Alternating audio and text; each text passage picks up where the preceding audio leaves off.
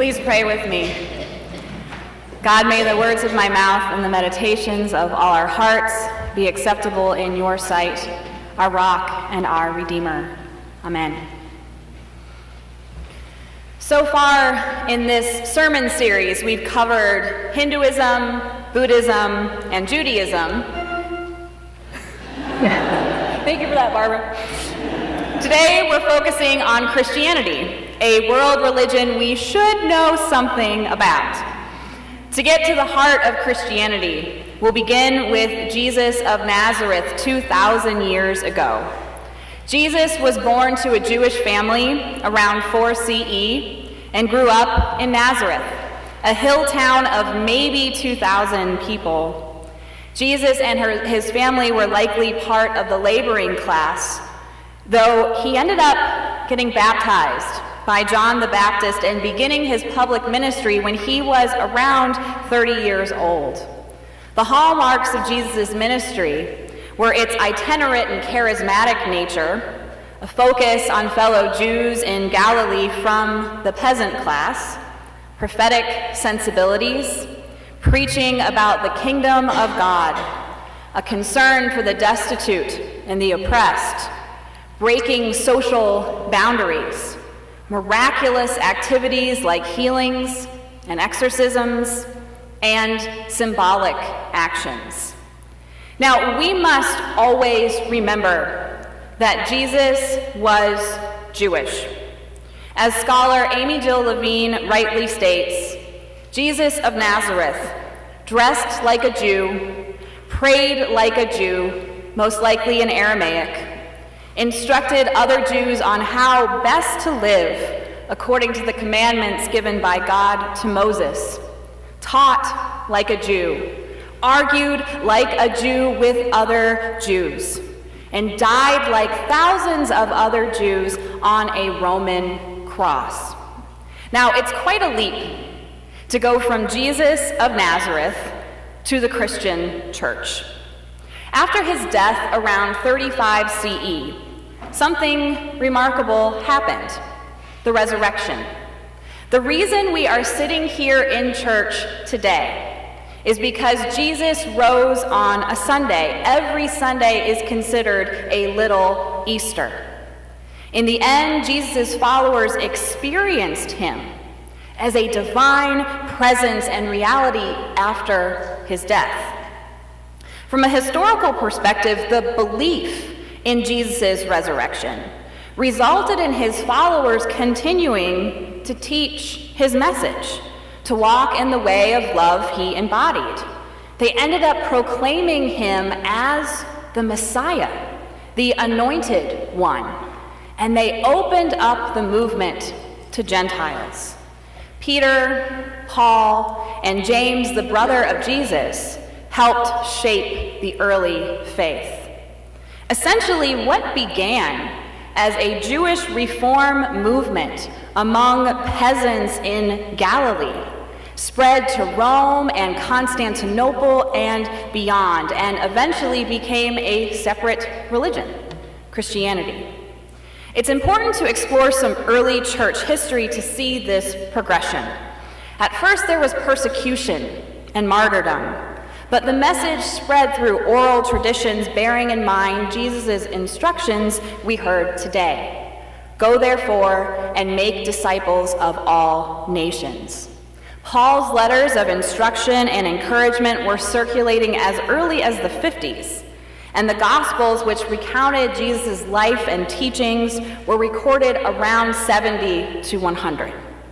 Fast forwarding to 312, Emperor Constantine converted and declared Christianity the state religion of the Roman Empire.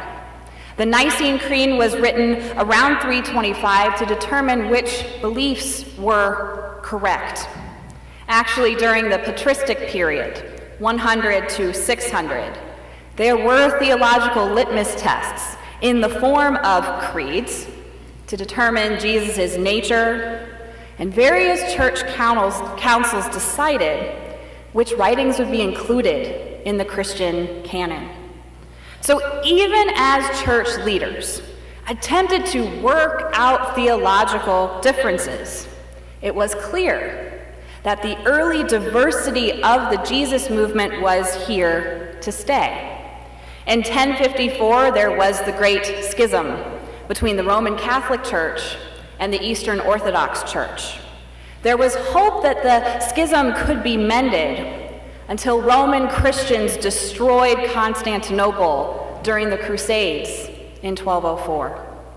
In 1517, another separation occurred with Martin Luther and the Protestant Reformation. So once the Eastern and Western churches divided, and then the Western church itself separated, separations happened rapidly, which is why today there are 40,000 Protestant denominations alone. So like Judaism, Buddhism, and Hinduism, Christianity continues to have various branches. The Eastern Orthodox Church is centered on liturgy, mysticism, and monasticism. The Roman Catholic Church is also centered on liturgy and monasticism, but is more centralized and hierarchical in organization. The Protestant branch rejected the traditions and hierarchy of the Roman Catholic Church and proclaimed a Bible-based faith and personal piety.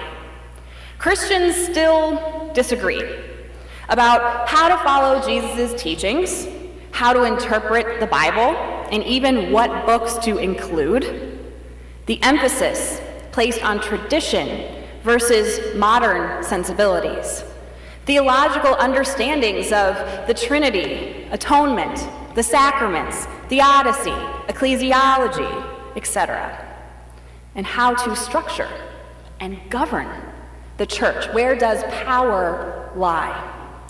So what makes Christianity, while clearly complicated, also unique?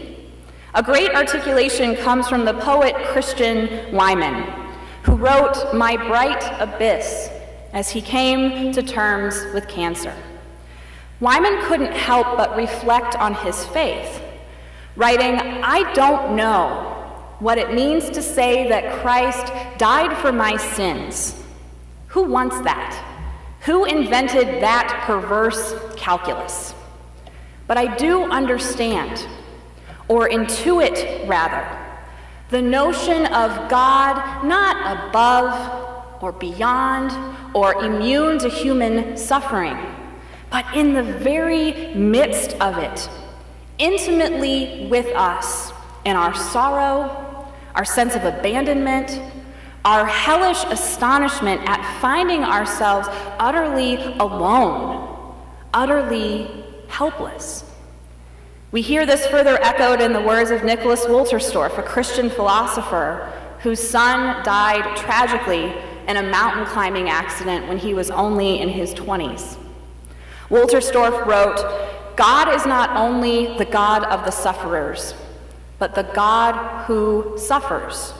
Through the prism of my tears, I have seen a suffering God." Or in the words of ELCA pastor Nadia Bowles-Weber, God is not distant at the cross. God is there in the messy, mascara-streaked middle of it, feeling as bad as the rest of us. So these theological reflections by modern Christians, the belief that God suffers, a claim we see most clearly when we fix our eyes on the cross, is what makes Christianity unique. The idea that Jesus himself is Emmanuel, God with us, especially in the midst of our suffering, matters. Of all world religions, Christianity has one of the most personalized and humanized views of divinity because of our belief that Jesus was somehow both human and divine, God incarnate, God with us. But Christianity has a shadowy side, like every other religion. Religion scholar John Hick reflects that Christianity has generated savage wars of religion, and supported innumerable just wars, has tortured and burned multitudes of heretics and witches in the name of God, has motivated and authorized the persecution of the Jews, has validated systemic racism, and has tolerated the Western capitalist rape of the earth. The shadowy side of Christianity is quite violent. The issue has often been maintaining that there is only one right way to interpret Scripture or think about the sacraments and theology. The creeds and church councils did some real damage, actually. But if we take a closer look, there's always been diversity of belief and practice. In the Gospels alone, Mark presents Jesus as the suffering Son of God. Matthew presents Jesus as the Jewish Messiah. Luke presents Jesus as the Savior of the world, and John presents Jesus as God's self-revelation. There's never been just one correct vision of Jesus' life and teachings that the church adopted. Not really. So to summarize where we've been, Jesus of Nazareth was born to a Jewish family around 4 CE. He got baptized by John the Baptist and began his public ministry when he was around 30 years old. The hallmarks of Jesus' ministry were its itinerant and charismatic nature, a focus on fellow Jews in Galilee from the peasant class, prophetic sensibilities, preaching about the kingdom of God, a concern for the destitute and the oppressed, breaking social boundaries, miraculous activities like healings and exorcisms, and symbolic actions. After his crucifixion around 35, his followers experienced him as a divine presence and reality. The resurrection ensured that every Sunday is considered a little Easter. In time, Jesus' followers proclaimed him as the Messiah, the Anointed One, and included Gentiles. The faith grew through oral traditions, Paul's letters in the 50s, and the Gospels around 70 to 100.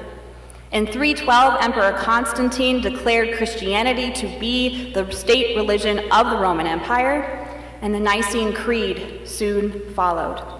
In 1054, there was the Great Schism between the Roman Catholic Church and the Eastern Orthodox Church, and the Protestant Reformation began in 1517.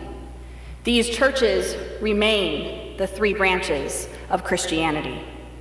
What makes Christianity so unique is the incarnation, the theological concept that Jesus is Emmanuel, God with us, the belief that God suffers, which we see most clearly on the cross, continues to sustain and define Christians.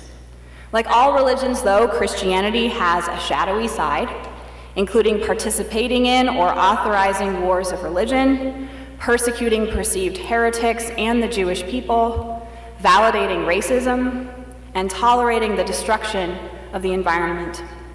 Yet if we take a closer look, particularly at the Gospels, we observe that Christianity has always embodied a diversity of beliefs and practices as Christians strive to walk in the way of Jesus. And that, my friends, is Christianity. Amen.